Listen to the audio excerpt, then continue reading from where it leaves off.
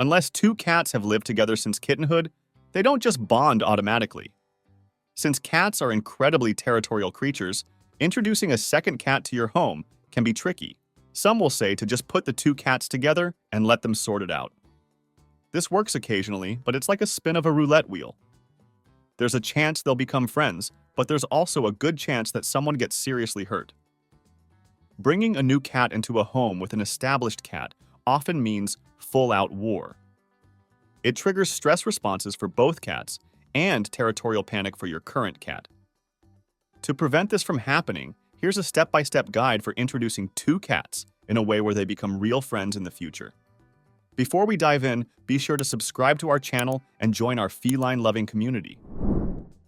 Step 1. Prepare ahead of time.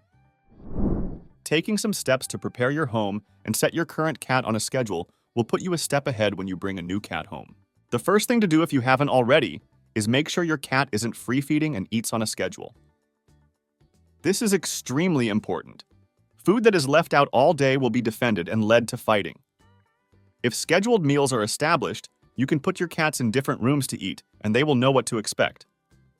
Become ritualistic about feeding.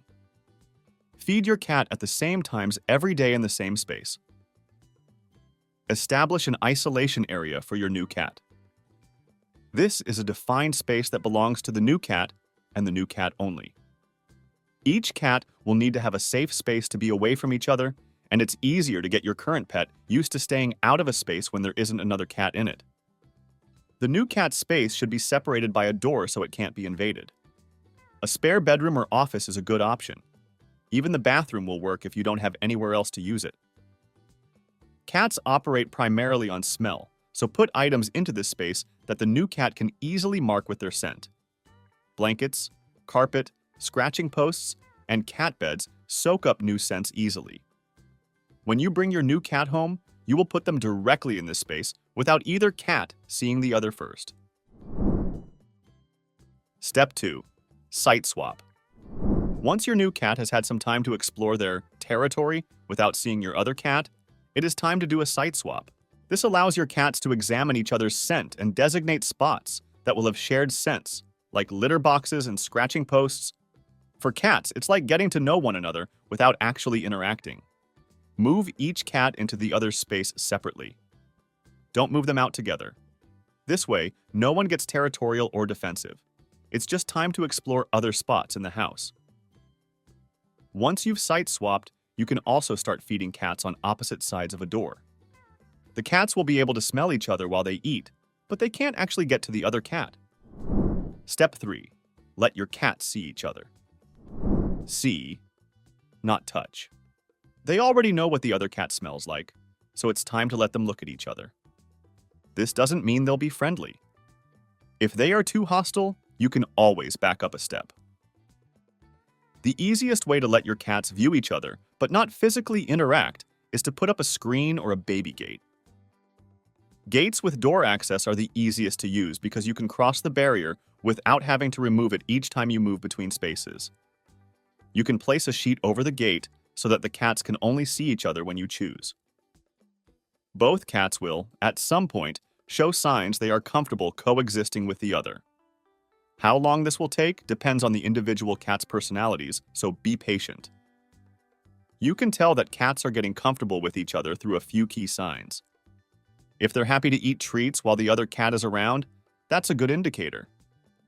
Also, if they play in areas where they can see each other, it shows they're at ease.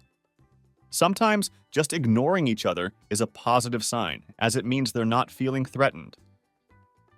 And a really good sign is if they touch noses through the gate or rub against the gate. These actions show they're curious and friendly towards each other. Step 4. Bring your cats together, carefully and supervised. Once your cats are comfortable with each other, it's time to bring them together. The best thing to do is create mutual playtime. Playing with them both helps distract them and keeps them from hyper-focusing on the other cat. If the cats stop playing to stare each other down, separate them for a short period and try again later. Repeat these play sessions frequently. It will help the cats get used to each other, and each will learn that they get to retreat to their separate spaces afterward. The two cats should be supervised when together for several days or even weeks.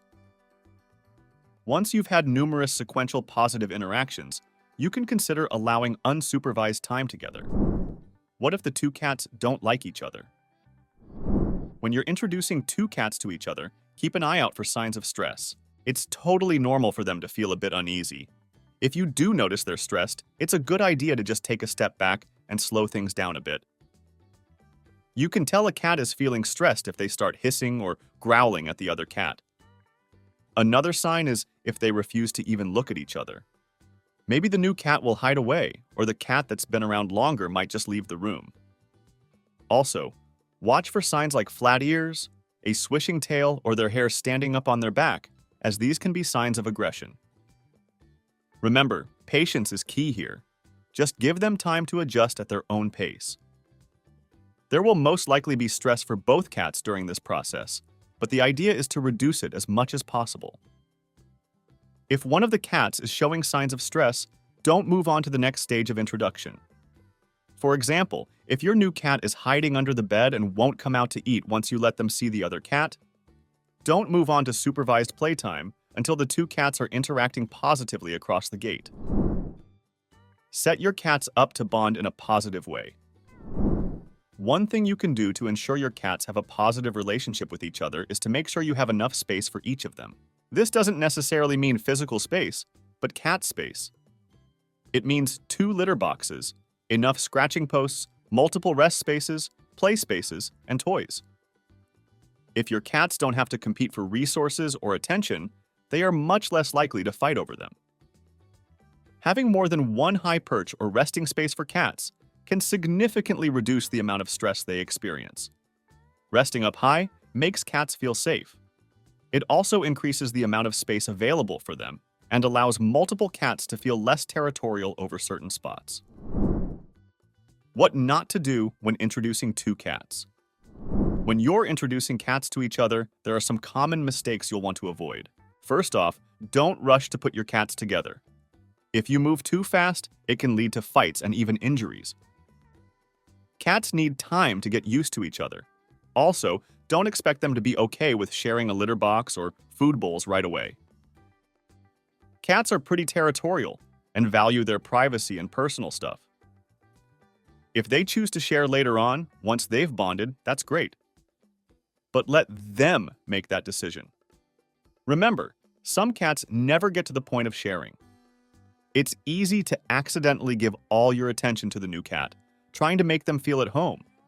But be careful not to neglect your current cat. They might feel like they're being replaced, which isn't great for their confidence. Finally, try not to move your current cat's sleeping space if you can avoid it. The less you change in their environment, the better. The only exception might be changing mealtime routines if you're currently free feeding. It's all about making the transition as smooth as possible for both your furry friends. While many cat owners keep their cats exclusively indoors for safety reasons, making sure they get enough exercise and mental stimulation can be a real problem. Cats aren't traditionally leash-trained, but this doesn't mean they can't be. So, check out this video where we talk about whether you should leash walk your cat, and be sure to subscribe to our channel and join our feline-loving community.